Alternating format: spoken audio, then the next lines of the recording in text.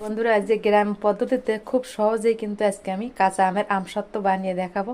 তো দেখতে দেখুন, আজকের কাঁচা আমের আমসত্ত্ব খুব সহজেই কিন্তু কাঁচা আমের আমসত্ত্ব বানানো যায়।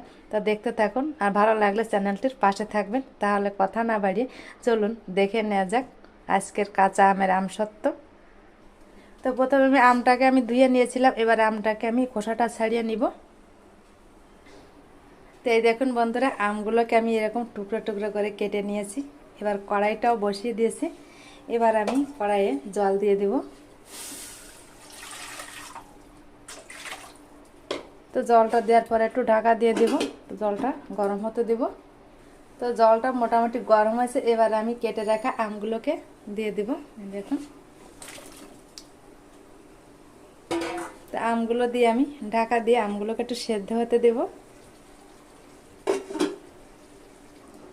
তো কিছুক্ষণ পর এবার ঢাকনাটাকে তুলে নেব, দেখি আমটা কেমন সেদ্ধ হয়েছে।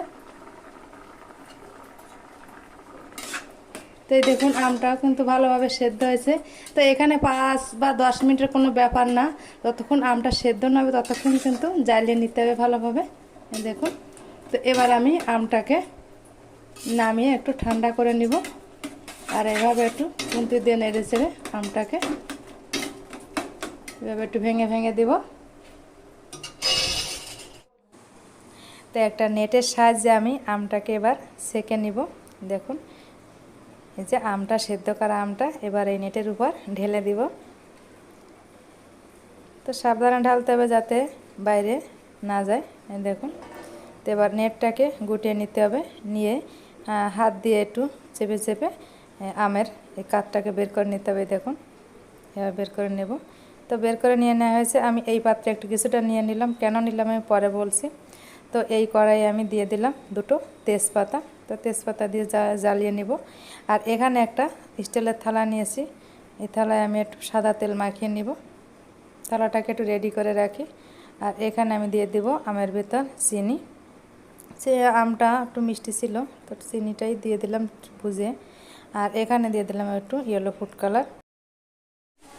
এভাবে নেড়ে চেড়ে আমি কিছুক্ষণ জ্বালিয়ে নিলাম। এই দেখুন, এবার আমি একটু চেক, এই দেখুন দিয়ে দিলাম। এবার একটু কাট করতে হবে, দেখতে হবে যে নিচের দিক আসে কিনা। দেখুন কত সুন্দর একটা কালার আসছে। আবার একটু চেক করে নিব। এই দেখুন, যেহেতু জায়গা থেকে সরছে না, তাহলে আমটা পারফেক্ট হয়েছে। তো এবার আমি আমটাকে নামিয়ে নিব। ওই যে থালায় আমি তেলটা মাখিয়ে রেখেছিলাম, ওই থালায় নামিয়ে নিতে হবে। তো থালায় নামিয়ে নিলাম। আর এর ভিতর যে তেজপাতাগুলো আছে, সে তেজপাতাগুলোকে আমি একটু বেছে নিব। দেখুন, তেজপাতাগুলোকে একটু বেছে থালাটাকে এভাবে ঘুরিয়ে সমান চারিদিক দিয়ে দিতে হবে ছড়িয়ে। দেখুন, পাতলাই হবে কিন্তু। দেখুন, এভাবে একটু নেড়ে চেড়ে চারিদিক থালায় সমান করে দিয়ে দিলাম। দেখুন,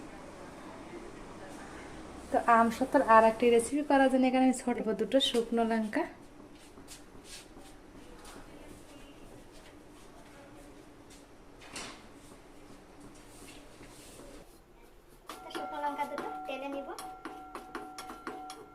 এই দেখুন। এবার আমি আমটা দিয়ে দেব। আমি বাকি যে রসটা রেখেছিলাম সেটা আমি দিয়ে দিলাম। দেখুন, এবার এই আমের ভিতর দিয়ে দেব চিনি। তো চিনিটা দিয়ে এভাবে একটু নেড়ে চেড়ে দিতে হবে। তো লঙ্কা দুটোকে আমি শিলে একটু আধ ভাঙ্গা করে নিয়েছি, দিয়ে দিব।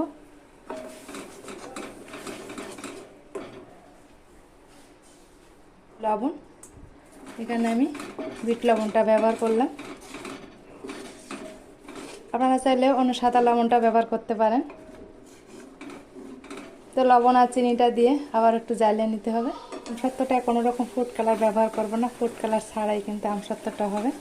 আমি অন্য রেসিপিটায় ফুড কালারটা ব্যবহার করেছিলাম, এটা ফুড কালার ব্যবহার করব না। তো ওই রেসিপিটা ফুড কালার ব্যবহার না করলে হবে। তো এবার আমি এটাকে নামিয়ে নিব। দেখুন, জ্বালিয়ে নেওয়া হয়েছে। এটাকে আমি স্টিলের একটা থালায় নামিয়ে নিলাম। এই দেখুন, সমান চারিপাশ দিয়ে দিলাম, থালটাকে ঘুরে ঘুরে সমান করে মিশিয়ে যাতে নেব। চারিদিকে সমানভাবে যায়, সেই জন্য আমি থালাটাকে এভাবে একটু ঘুরিয়ে ঘুরিয়ে নিলাম। দেখুন কত সুন্দর লাগছে কিন্তু কালারটা দেখতে। যতক্ষণ এই থালের ভিতরে যে গোল অংশটা পূর্ণ না হয় ততক্ষণ আমি থালটা এভাবে নাড়াচাড়া দিয়ে হয়ে গেল। এবার আমি এটাকে রোদে দিয়ে আসবো। তো বন্ধুরা এখন বাজে বেলা 11:30, একটু কম আছে, 11:25। তো এখন থেকে আমি 4 ঘন্টা রোদে দেবো। আমসত্ত্ব রেডি।